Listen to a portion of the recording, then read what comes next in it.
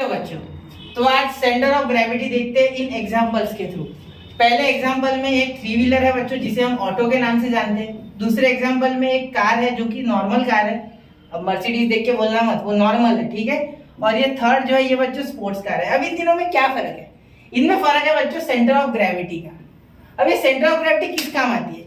जब आप टर्न लेते हो, टर्न, तब ये बड़ा काम आता है। सबसे पहले ऑटो पलट जाता है क्योंकि इसका centre of gravity three wheeler होने के कारण एक सही पोजीशन पे नहीं होता, इसलिए ये टर्न मारते समय अनस्टेबल हो सकता है, ठीक है, जिसके कारण अनबैलेंस होकर ये टॉपल हो सकता है। टॉपल यानी पलट जाएगा, ठीक है।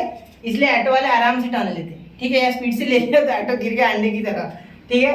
आगे देखो, ये जो है ये एक एसयूवी है, या कोई भी कार ले लो आप जिसका ग्राउंड क्लियरेंस अच्छा खासा है, जमीन से डिस्टेंस, ग्राउंड क्लियरेंस है ना जमीन से डिस्टेंस। सेंटर ऑफ ग्रेविटी जितना ऊपर होगा कार का, उतना ही वो टर्निंग पे बॉडी रोल ज्यादा देगी। बॉडी रोल यानी जो ड्राइवर को इधर से उधर मोशन होता है टर्न लेते समय, इस साइड या इस साइड, इसे बॉडी रोल कहते हैं, ठीक है। इतना डिटेल में जाना नहीं अपने को।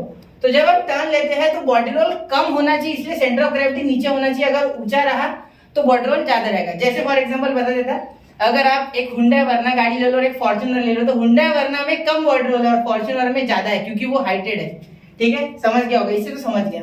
और ये बच्चों स्पोर्ट्स कार है, तो जमीन से क्यों होती है चिपक के? ये क्या जमीन से प्यार है? लैम्बोर्गिनी को जमीन से प्यार है, बुगाटी को जमीन से प्यार है, अपने जमीन से जुड़े रहना चाहते क्या? ऐसी कोई बात नहीं है।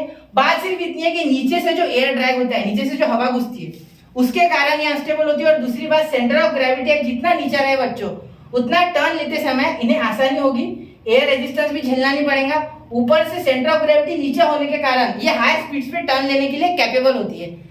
तो कैसा लगा आपको सेंटर ऑफ ग्रेविटी का कंसेप्ट इसके थ्रू जो मैंने एक्सप्लेन किया? तो ऐसे यूनिक कंसेप्ट के लिए स्टडी विद यूनिक पे बने रहे।